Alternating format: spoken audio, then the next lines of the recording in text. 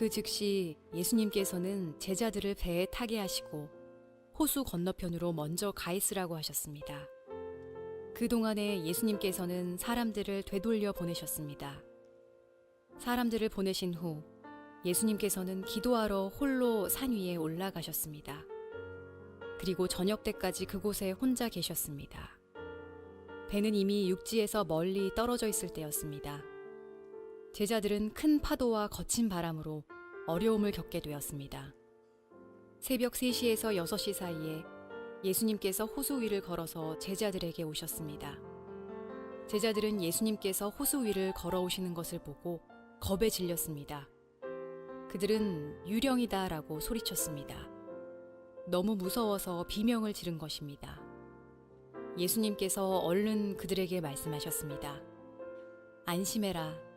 나다. 두려워하지 마라. 베드로가 예수님께 말했습니다. 주여, 정말 주님이시라면 저에게 물 위로 걸어오라고 하소서. 예수님께서 말씀하셨습니다. 오너라. 베드로는 배에서 내려 물 위를 걸어 예수님께로 향했습니다. 그런데 베드로는 거센 바람을 보자 겁이 났습니다. 물에 빠지기 시작하자 소리를 질렀습니다.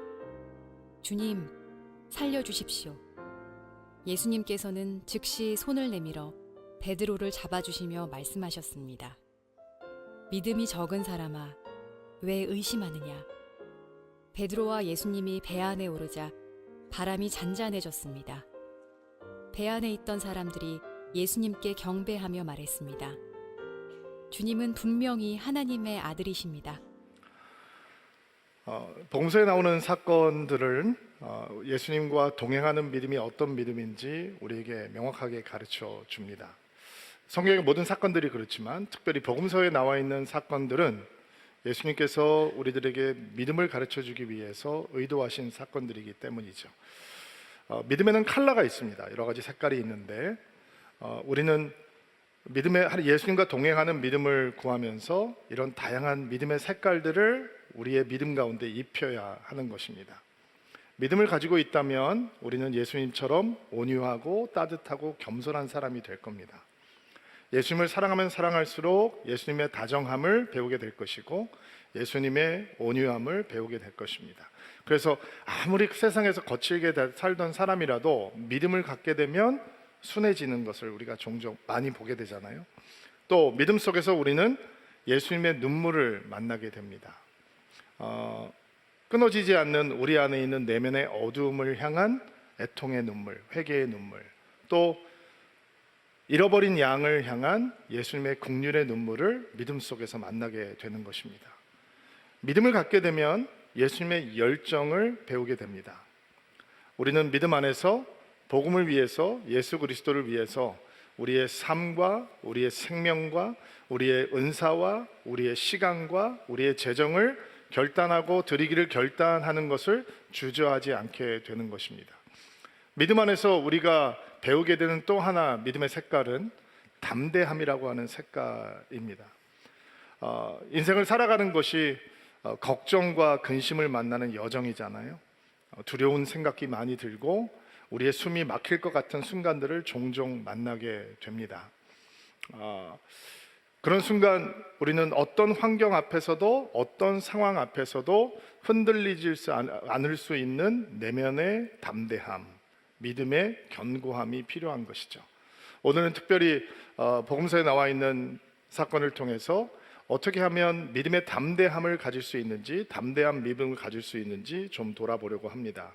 오늘 우리가 읽었던 마태복음의 본문은 오병이어 사건 이후에 일어난 일입니다. 오병이어라고 하는 오병이어로 남자들만 5,000명 이상 먹고 12광주리가 남는 그런 기적이 있은 다음에 군중은 예수님과 제자들을 향해서 환호했습니다. 요한복음을 보면 예수님을 왕으로 삼으려고 했다라고 한 것을 보면 이게 예사롭지 않은 사건으로 군중들이 받아들였던 것 같습니다.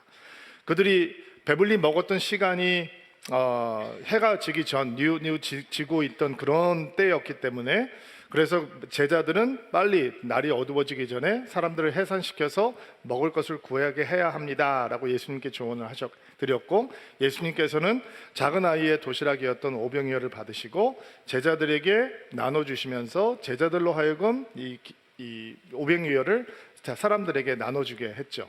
그리고 그 제자들의 손을 통해서 기적이 일어났습니다. 그러니까 예수님만 엄청난 분으로 추앙을 받았던 것이 아니라 제자들도 대단한 능력을 가지고 있는 사람들로 아마 사람들이 인식을 했던 것 같아요.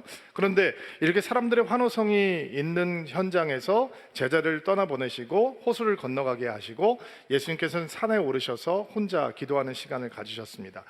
백성들의 환호성과 예수님의 홀로 계심이 무관하지 않은 거예요. 그 환호성을 뒤로 하고 아버지 앞에서 다시 한번 예수님께서는 그분의 사명이 어떤 것인지, 사람들에게 박수 소리를 듣기 위해서 오신 분이 아니라 예수님께서 행하셔야 되는 일이 어떤 일인지 아마 다시 한번 되짚어 보는 시간이 되셨던 것 같습니다. 예수님께서 지금 그 호수 한가운데서 풍랑을 만나서 고생을 하고 있던 제자들을 찾아오시는 시간이 새벽 3시에서 6시 사이를 가리키는 그런 시간이었으니까 예수님께서 산 위에서 보내셨던 기도의 시간이 굉장히 오래 되었던 것 같아요. 그리고 예수님께서 제자들을 찾아오시니까 오늘 우리가 만나게 되는 이 사건의 내용은 분명 예수님께서 특별한 믿음을 가르쳐주기 위한 의도를 포함하고 있다라고 우리가 묵상을 해도 전혀 이상한 묵상이 아닙니다. 예수님께서 제자들이 풍랑 가운데 고생을 하고 있을 때 찾아오시는데 너무 말도 안 되는 방법으로 제자들을 찾아오셨어요. 이제 물 위를 걸어오셨다라고 성경은 이야기하죠. 오늘 혹시 친구 전도회 오신 분 있나요? 오늘 교회 처음 나왔는데 이런 성경 본문을 보면 이제 당황스러운 거죠. 예수님께서 물 위를 걸어오셨다. 내가 이래서 교회를 싫어하는 거야. 아니 도대체 말이 되는 소리를 해야지 사람이 어떻게 물 위를 걸어오겠어, 이렇게 생각하시는 분들이 있죠. 여러분도 이런 사건을 보면 이게 받아들이기가 힘드신 분들이 좀 계시죠. 간혹 이런 질문을 받을 때가 있어요. 성경 가운데 가장 중요한 성경이 뭡니까? 어떤 분들은 요한복음 3장 16절 예수님께서 우리를 구원하기 위해서 오신 분이시다라고 하는 것을 알려주는 말씀이라고 생각하는 분들도 있는데, 성경을 열자마자 등장하는 창세기 1장 1절 태초에 하나님이 천지를 창조하셨느니라, 그 말씀이 저는 믿음에 있어서 가장 중요한 말씀이라고 생각해요. 그게 믿어지면 그 뒤에 나오는 모든 말은 믿을 수 있는 거예요. 그게 안 믿어지면 모든 게 의심이 생기는 거예요. 아니, 말씀으로 천지를 창조하신 분이, 우주를 창조하신 분이, 자연의 법칙에 초월하신 분이 물 위를 걸어오셨다라고 하는 게 뭐가 힘들까? 이런 믿음이 되는 거고, 예수님께서 하나님께서 천지를 창조하셨다라고 하는 것이 믿어지지 않으면 예수님도 하나님이시지만 자연의 법칙 속에 갇혀 있는 분이니까 물 위를 걸어오는 것은 말도 안 되는 허황된 얘기가 되는 거죠. 저는 예수님께서 물 위를 걸어오셨다고 믿어요.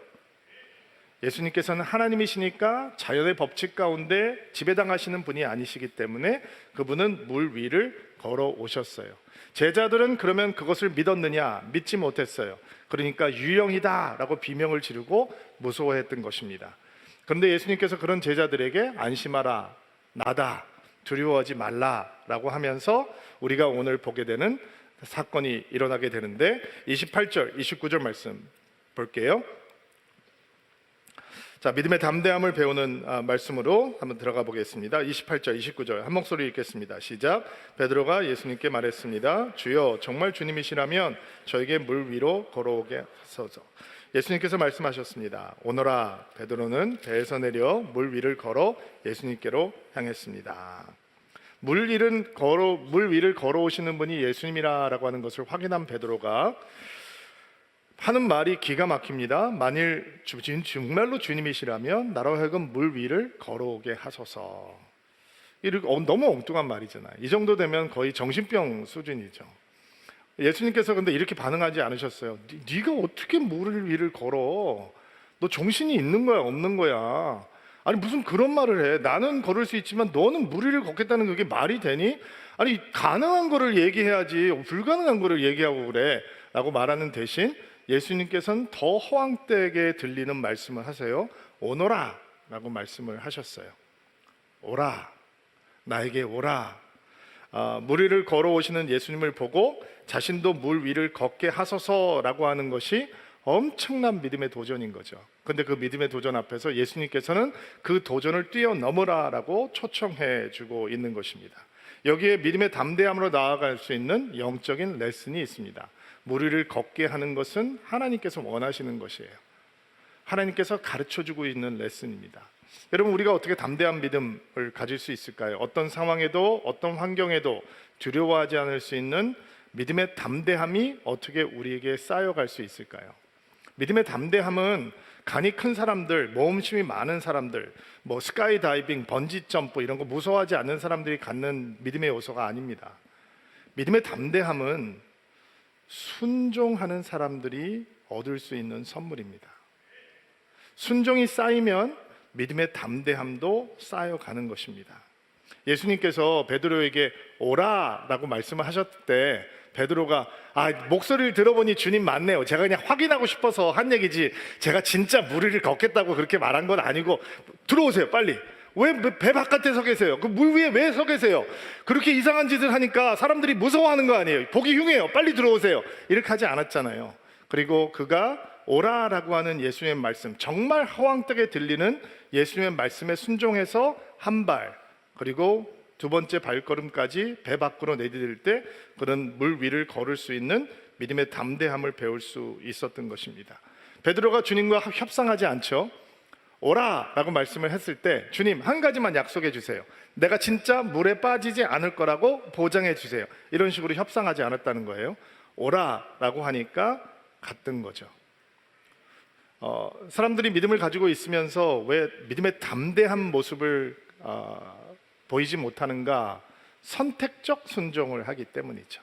내가 동의하면 순종하고 내가 동의하지 않으면 순종하지 않고, 나에게 득이 될 것 같으면 순종하고 내가 손해볼 것 같으면 순종하지 않고. 에베소서 설교를 할 때였는데 부부에 대해서 설교를 하고, 에베소 말씀에 보면 아내들이여 남편들에게 복종하라 이런 말씀이 있잖아요.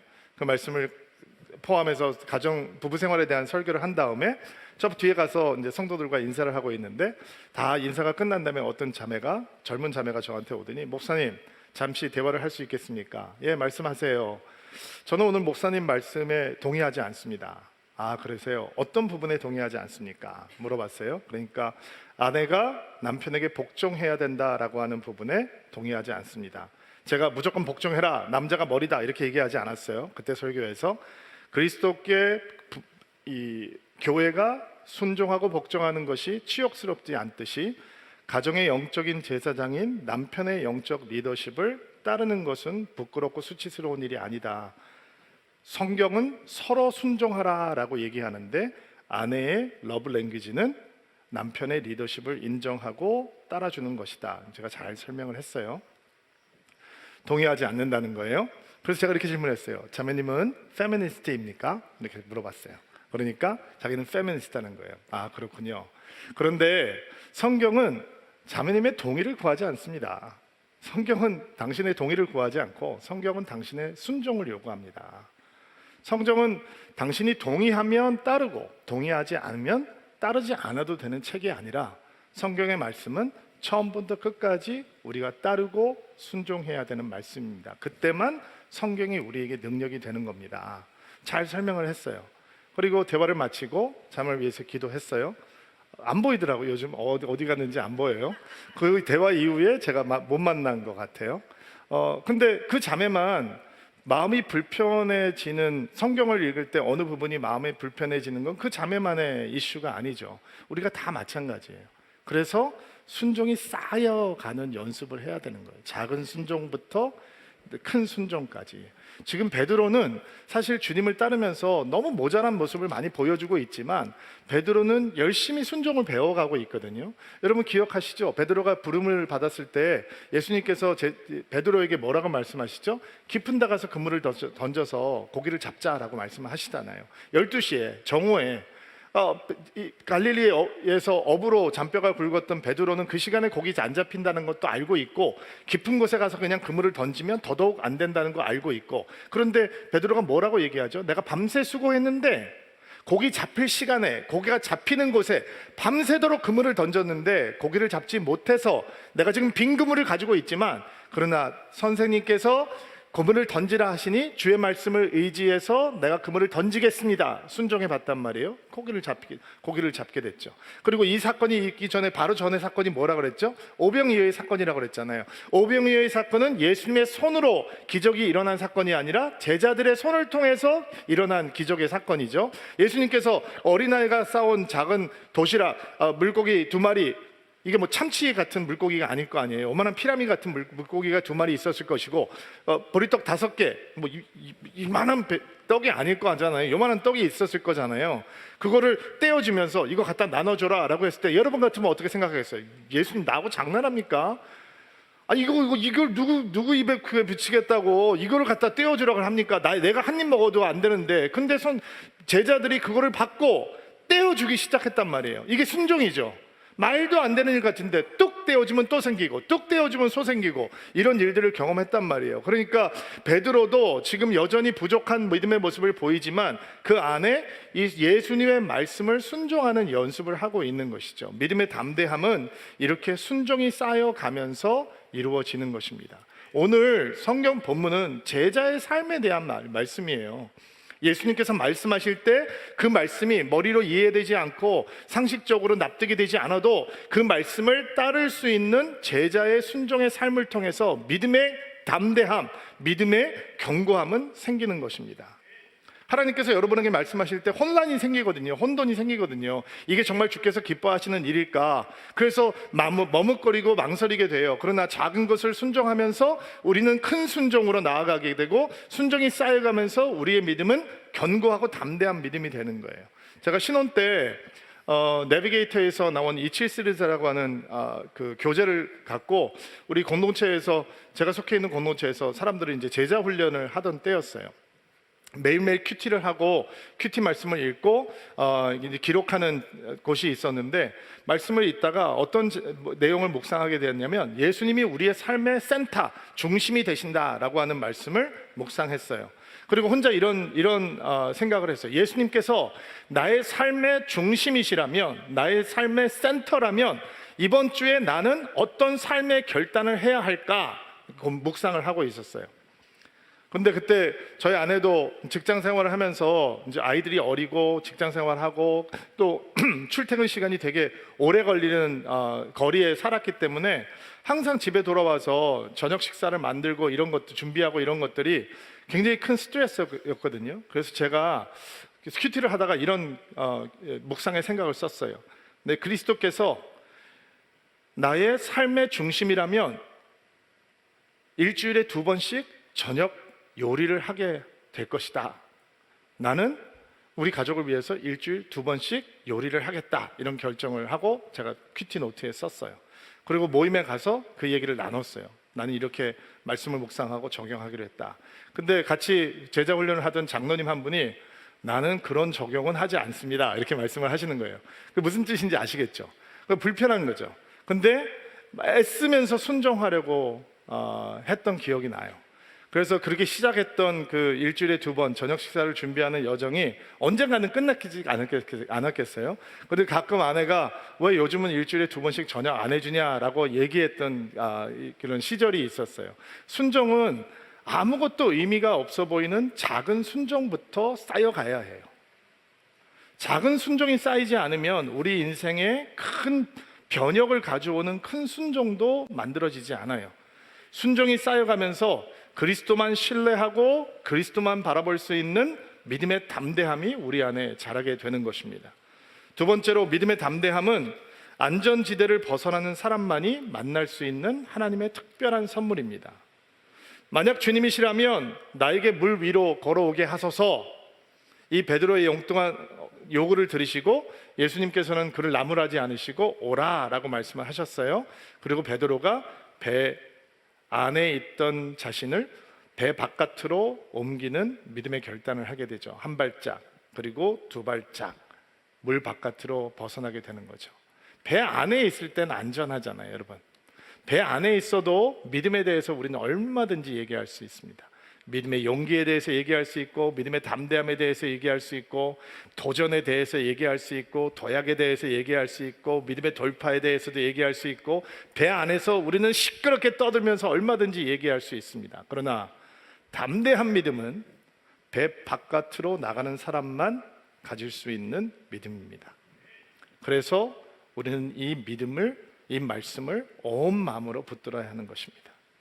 왜냐하면 안전지대에서는 믿음이 자라지 않습니다.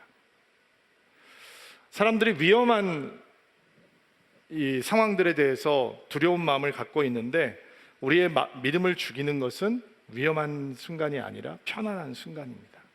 아무것도 시도하지 않고 아무것도 도전하지 않아도 괜찮은 그런 편안함이 우리의 믿음을 상하게 하는 것입니다.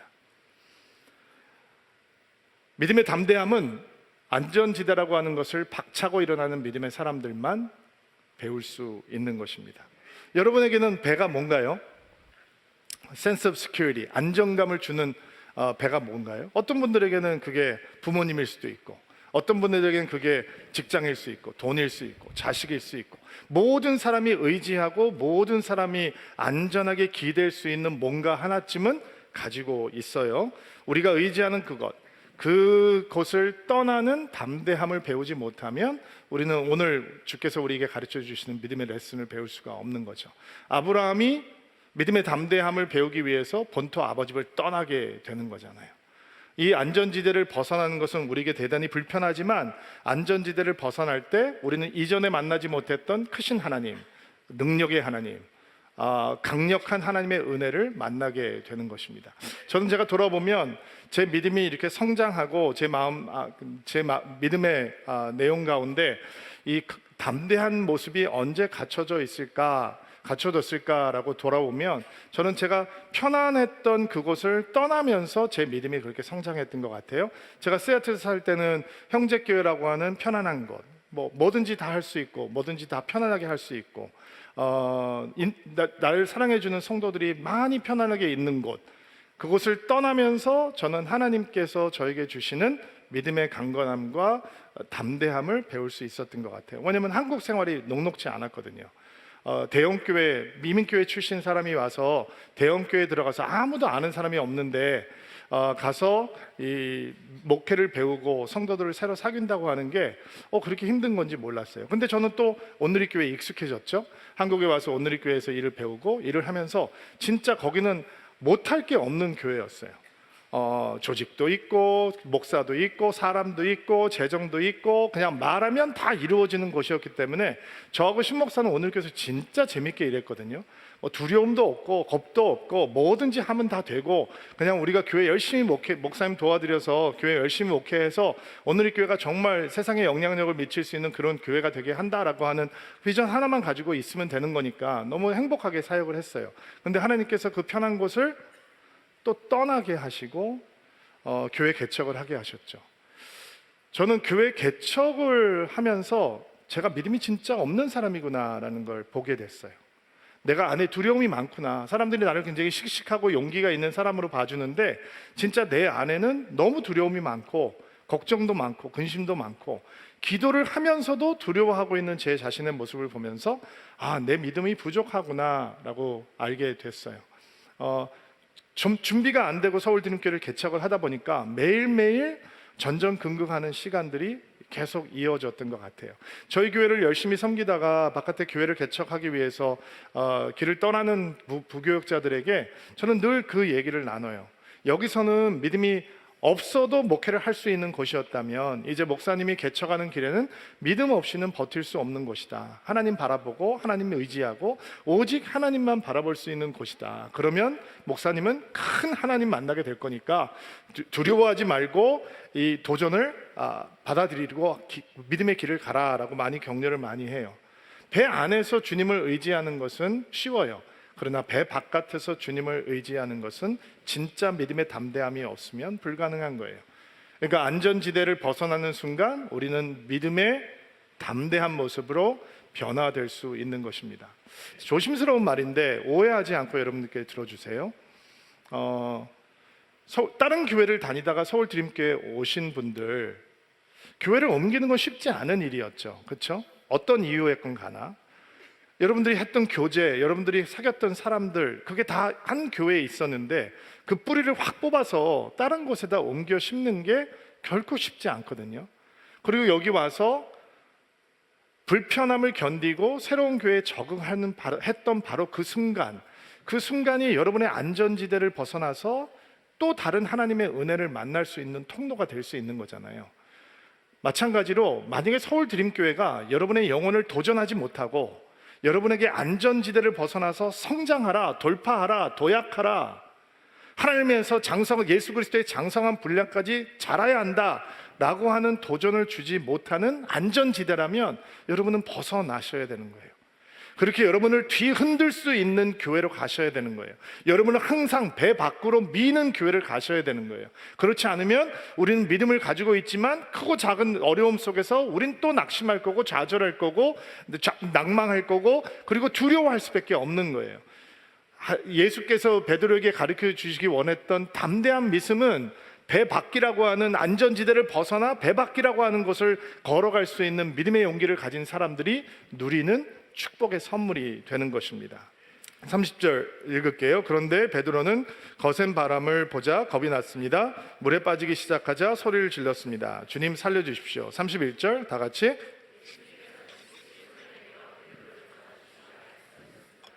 믿음이 적은 사람아 왜 의심하느냐. 32절 베드로와 예수님이 배 안에 오르자 바람이 잔잔해졌습니다. 자, 안전지대를 벗어나, 배안이라고 하는 안전지대를 벗어나 한 발짝 그리고 두 발짝 배 밖으로 다 옮겼어요. 그리고 진짜 물 위에 서서 걷게 되는 거예요. 놀라운 장면이죠. 근데 물 위를 걷던 베드로가 갑자기 물속으로 빠져들기 시작해요. 그리고 두려워서 예수님께 손을 내밀기 시작하는 거예요. 정말 우리 모습이죠. 담대하게 주님을 바라보고 배 밖으로 두 발을 딛고 물을 걷기 시작하는데 또 파도를 보고 바람을 느끼면서 물속으로 빠져들 수밖에 없는 연약함, 정말 우리에게 많은 것을 보여주고 있는 장면이에요. 믿음의 담대함은 어디에 시선을 고정하느냐에 따라 만들어지기도 하고 무너지기도 해요. 베드로가 주님이시라면 나로 하여금 물 위를 걸어오게 하소서, 그리고 주님을 바라보죠. 그리고 한 발짝 바깥으로 내딛고 두 번째 발걸음도 두려워하지 않고 내디딜 수 있었어요. 왜? 주님을 보니까. 바람이 불어와요. 파도는 출렁해요. 그러나 그는 물 위를 걸어가요. 왜냐하면 주님을 보고 있으니까. 근데 주님을 바라보지 않고 또다시 파도를 보고 바람을 느끼는 순간 물속으로 빠져 들어가는 거예요. 우리가 주님을 믿는 사람들인데 우리의 믿음의 시선이 예수를 향하면 여러분은 담대한 믿음의 사람이 될 수 있는 거예요. 근데 예수를 바라보고 있던 시선이 다른 쪽으로 가는 순간 우리의 영적인 사기를 꺾어버리는 파도를 바라보고 바람을 느끼는 순간 우리는 또 무너지는 거예요. 그러니까 시선 고정, 이게 믿음에서는 너무 중요한 거예요. 사람 보면 안 돼요. 상황 보면 안 돼요. 목사 보면 안 돼요. 예수를 바라보는 게 믿음이에요. 교회는 예수를 바라볼 수 있는 유일한 곳이에요. 교회 와서 다른 사람이 뭐 입고 왔는지, 뭐 타고 왔는지, 뭐 신고 왔는지, 뭐 들고 왔는지 이런 거 보면 안 되는 거예요. 그러면 무너지는 거예요.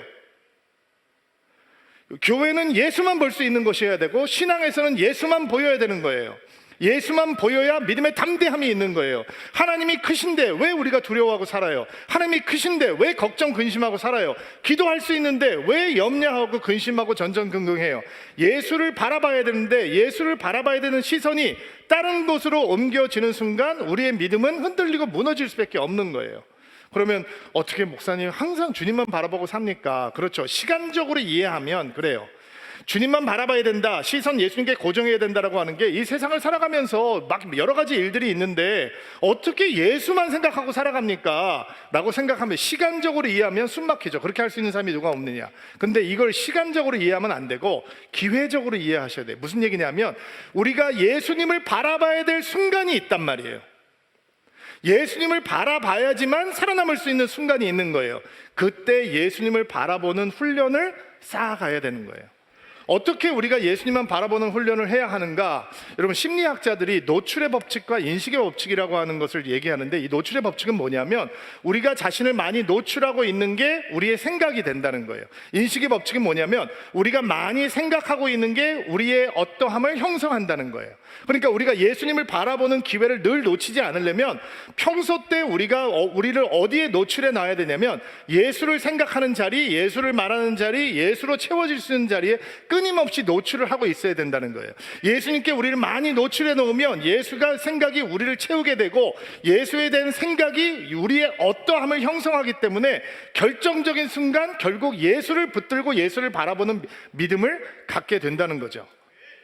그러면 어떻게 하는 게 우리 자신을 예수님으로 가득 채울 수 있는 그런 통로로 삼을 수 있을까? 어떻게 하는 게 그렇게 되는 거냐?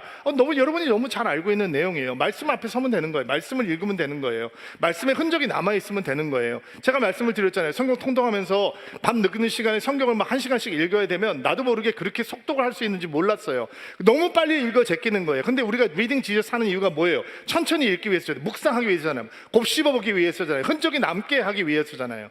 그러니까 말씀 앞에 서는 거예요. 말씀을 우리를 채우면, 말씀 앞에 우리를 노출해 놓으면 그 말씀의 생각이 우리를 주장하게 되고 그 말씀의 생각이 우리를 예수 앞으로 인도하게 되는 거예요. 또 기도하는 거죠. 목사님 기도하기 너무 바빠서요. 아니, 바쁘니까 기도해야죠. 어떻게 기도 안 하고 살겠어요? 그럼 목사님, 제가 아침에 일찍 출근했다가 밤늦게 퇴근하는데 언제 기도합니까? 저는 직장을 다니시는 분들이라면 점심시간을 이용하라라고 늘 권면하잖아요. 점심에 어디 가서 김밥 하나 딱 드시고 교회 직장 주변에 혼자 산책하면서 기도해도 되고, 조용한 곳이 없다면 아이팟 끼시고 찬양 들으면서 조용히 기도해도 되고, 주변에 있는 교회를 찾아가서 문 열려 있을 테니까 들어가서 조용히 기도해도 되고, 끊임없이 기도하는 자리를 만들어 놓는 게 우리가 하나님을 향해 은혜를 향해서 하나님의 믿음을 향해, 하나님께서 주시는 믿음을 향해서 우리를 노출할 수 있는 게 되는 거죠. 또 하나 진짜 중요한 거, 영적인 대화가 있어야 돼요. 여러분의 삶 가운데 영적인 대화. 그래서 우리가 셀을 하는 거고, 그래서 우리가 신방을 요청을 하는 거고, 제가 여러분의 집에 찾아가서 맨날 쓸데없는 얘기만 한다면 여러분이 저를 초대하겠어요? 목사님들에게 신방을 요청하겠어요? 삶의 이야기를 나누면서 여러분과 영적인 대화가 있어야지 그게 진정한 신방의 목적이 이루어지는 거 아니겠어요? 영적인 대화가 필요하기 때문에 우리는 소그룹을 하는 거고, 여러분 셀을 할 때 삶의 이야기를 나누죠. 근데 그때 영적인 대화가 이루어져야 돼요. 은혜를 향해서 우리를 노출시킬 수 있는 영적인 대화, 내 안에 있는 갈급함을 나눌 수 있는 대화, 다른 사람의 말에 귀를 기울이면서 그 말과 인터랙션 하면서 영적인 시너지가 생길 수 있는 대화들이 필요한 거예요. 그럼 여러분들 가운데 이제 셀을 안 하는 분들은, 그리고 주변에 예수 믿는 분들이 별로 없어서 그런 대화를 못하는 분들이 있잖아요. 셀은 꼭 하셨으면 좋겠어요. 늘 셀에 대한 마음의 부담이 있으신 분들은 올해 셀 신청하셔서 하셨으면 좋겠는데, 불신자와의 대화를 통해서도, 교회를 안 다니는 사람들과의 대화를 통해서도 영적인 대화가 일어날 수 있어요. 나는 교회 다니니까 힘들고 어려우면 기도하고 하나님 의지하는데 너는 마음이 힘들면 어떻게 해? 나는 두려운 마음이 들면 말씀 의지하려고 하고 목사님한테 가서 기도도 받고 그러는데 너는 두려운 마음이 들면 어떻게 해결해? 너는 가정에서 분란이 생기면 하나님 말씀 의지해서 우리는 회복하려고 애써보는데 너희 부부는 어떻게 해? 아이들이 속썩이면 나는 새벽기도 가서 주님 앞에 기도하는데 너는 어떻게 해결해? 이런 대화를 통해서 그들의 삶 속에 있는 삶의 이슈가 오히려 우리와 그들이 나눌 수 있는 영적인 대화가 될 때 우리는 하나님의 더 큰 은혜를 향해서 우리를 노출시킬 수 있는 거예요. 하나님께서 우리의 믿음의 담대함을 주시기 원하기 때문에 우리가 예수님 앞에 시선을 고정하는 순간 하나님께서는 정말 우리에게 그 담대한 믿음을 부어 넣어 주실 수 있는 분이시다라고 하는 것을 우리는 기억해야 하는 것입니다. 마지막으로 한 가지 더 나누고 싶은 생각은, 베드로가 성난 파도를 바라보면서 출렁이는 물결을 바라보면서 다시 두려움에 사로잡혀서 물속에 빠져드는 것을 보면서 그 가운데 우리의 연약한 모습을 보게 되는데, 우리는 믿음의 담대함이라고 하는 말씀의 앞에 설 때 영적인 실패를 이겨낼 수 있는 사람, 영적인 실패 때문에 무너지지 않고 넘어갈 수 있는 사람, 이 영적 실패를 이겨내는 믿음의 사람들이 누릴 수 있는 축복이 바로 담대한 믿음, 믿음의 담대함이다라고 하는 것을 기억하기를 바랍니다. 여러분, 너무 초라하죠, 베드로가. 벌벌 떨면서 무리를 걸었어요. 누가 제일 놀랬을까요? 배 안에 있는 사람들이 제일 놀랬겠죠. 이게 말이 되는 소리야? 라고 생각했겠죠. 그러나 어느 누구도 나도요! 라고 하면서 뛰어들지 않았잖아요. 우리는 베드로가 물속에 빠져든 거를 실패라고 생각을 하죠. 그렇죠. 실패이죠. 그런데 더 큰 실패자들은 시도조차 하지 않고 배 안에 머물러 있는 제자들인 거예요. 그들은 아직 믿음의 담대함을 모르죠. 물 위를 걷는 믿음의 담대한 모습을 그들은 경험하지 못했어요.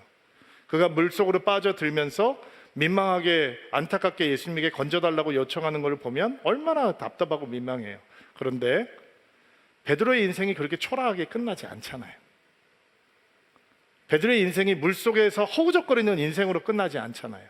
그래서 우리는 이 말씀을 온 마음을 다해 붙들어야 되는 거예요. 왜냐하면 저는 때때로 매우 자주 작심삼일이에요. 나 이렇게 해야지 결정하고 또 옛날로 돌아가고, 나 이렇게 해야지 하고 또 못하고, 또 결단하고. 바보들은 결심만 한다라는 책이 저를 위한 책이에요. 여러분도 그 수준일 거라고 생각해요. 작정하지만 또 돌아가고, 작정하지만 또 돌아가고. 그래서 베드로의 인생이 물속에 빠져서 허우적거리는 실패자로 끝나지 않았다는 게 우리를 향한 하나님의 축복의 메시지가 돼야 되는 거예요. 베드로가 예수님이 죽으시고 부활하시고 베드로가 변하죠. 그리고 오순절날 성령을 받아요. 그리고 설교를 하는데 설교의 내용은 뭐냐면 하나님께서 메시아를 보내주셨는데 너희들이 죽였다라는 게 메시지예요. 사람들이 그의 설교를 듣고 너무 마음이 찔려서 형제가 우리가 어떻게 해야 됩니까? 라고 물어보죠. 그때 그가 뭐라고 하냐면 회개하고 예수를 믿고 세례를 받으면 성령을 선물로 받을 것이다, 이렇게 말을 해요. 그리고 그날 3,000명이 세례를 받아요. 놀라운 일이죠. 허우적거리는 베드로의 모습이 아니잖아요. 베드로가 성전 미문에 앉아있는 거지를 만나게 되는데 성전에 기도하러 가다가 늘 거기 앉아있는 사람이에요. 거기서 구걸하는 거지였어요. 그런데 그날은 베드로가 뭐라고 얘기를 하냐면 내게 그 은과 금은 없거니와 내게 있는 것으로 너희 주노니 나사렛 예수의 이름으로 일어나 걸어라, 이렇게 세웠어요. 어저께 봤어요. 그 거지 계속 봐왔던 거지예요. 그런데 한 번도 그렇게 하지 못했어요. 근데 그날은 이렇게 세웠단 말이에요. 그가 걷기도 하고 뛰기도 하고 성전 안으로 뛰어들어가서 하나님을 찬양하기 시작해요. 여러분, 성도에게는 실패가 실패로 끝나지 않습니다. 은혜는 우리를 실패자로 놔두지 않습니다. 아무리 넘어지고 아무리 실패하고 아무리 좌절하는 사람이라도 우리가 예수 안에 있으면 우리의 삶은 실패로 끝나지 않는 것입니다. 실패의 자리가 성장의 자리가 되는 것이고 도약의 자리가 되는 것이고 더 성숙하고 더 강력한 믿음의 자리로 나아갈 수 있는 발판이 될 수 있는 것입니다. 여러분, 나치 독일에 대항해서 대영 제국을 지키는 리더십을 보였던 윈스턴 처칠이라고 하는 정치가가 있잖아요. 그가 전쟁이 끝난 다음에 어떤 기자가 이런 질문을 했다고 합니다. 당신이 나치에 맞서서 싸우면서 대영 제국을 이렇게 이끌 수 있었던 원동력은 무엇입니까? 라고 물어보니까 내가 1학년을 2번 다녔던 것이 그 원동력이었습니다. 우리가 처칠이 낙제했다는 얘기 너무 잘 알고 있잖아요. 그러니까 기자가 아니 당신은 그러면 1학년을 유급했다는 말입니까? 물어보니까 나는 유급한 게 아니고 제대로 할 수 있도록 1년을 더 받았을 뿐입니다, 이렇게 얘기했다는 거예요. 여러분, 실패하지 않는 사람이 누가 있어요? 물속에 빠지지 않는 사람 누가 있어요? 넘어지지 않는 사람 누가 있어요? 잘하고 싶지만 잘 못하는 경우가 있거든요. 근데 우리에게는 그 넘어짐의 자리가, 실패의 자리가 패배의 자리가 아니라 더 큰 승리로 나아갈 수 있는 도약의 자리가 될 수 있는 것입니다. 그 은혜가 담대한 믿음에 숨겨져 있는 것입니다. 예수 안에 소망을 두면 우리의 실패의 자리는 성장의 자리가 될 것이고 우리의 믿음은 더 담대한 믿음, 두려움에 무너지지 않는, 상황 때문에 두려워하지 않는 믿음이 될 줄로 믿습니다. 이런 믿음이 우리의 믿음 되는 은혜가 있게 되기를 주의 이름으로 축복합니다. 오랫동안 앉아 계셨는데 다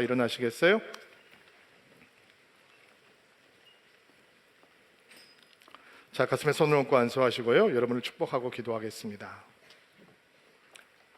하나님, 예수를 향한 믿음이 있고 예수와 동행하는 삶을 간절히 소망하면서도 출렁이는 물결과 파도를 보면 또다시 우리에게 두려움이 찾아옵니다. 우리는 환경 때문에, 상황 때문에 흔들리지 않는 믿음의 담대함을 구합니다. 담대한 믿음을 갖기를 소망합니다. 순종을 쌓아가는 훈련을 할 수 있도록 도와주옵소서.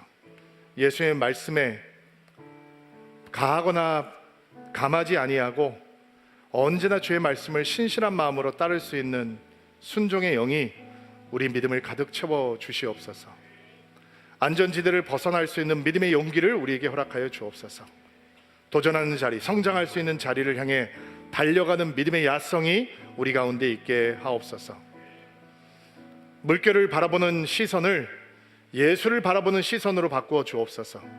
예수님께 시선을 고정시키고 오직 예수만 바라보면서 나아갈 때 우리의 믿음은 강건한 믿음으로, 담대한 믿음으로 변할 줄로 믿습니다. 하나님, 영적으로 넘어지는 자리, 실패하는 자리에 주저앉지 않도록 도와주옵소서.